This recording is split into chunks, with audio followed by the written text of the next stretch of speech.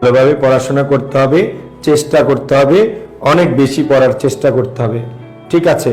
তোমাদের সবার অনেক কষ্ট হয় জানি, মনে রাখবা জীবন মানেই কষ্ট। আমরা বাঁচবো আর কয়দিন বাঁচবো, হয়তো আমাদের 20 বছর হয়ে গেছে, আল্লাহ যদি স্বাভাবিকভাবে বাঁচিয়ে রাখে, আরো নাইলে 40 বছর হয়তো বাঁচবা স্বাভাবিকভাবে।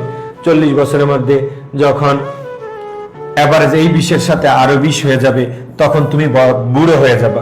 40-এর পর থেকে মানুষ তোমাকে ভাববে তুমি বয়স্ক হয়ে গেছো, বুড়ো হয়ে গেছো, তোমাকে কোনো কাজে লাগে না।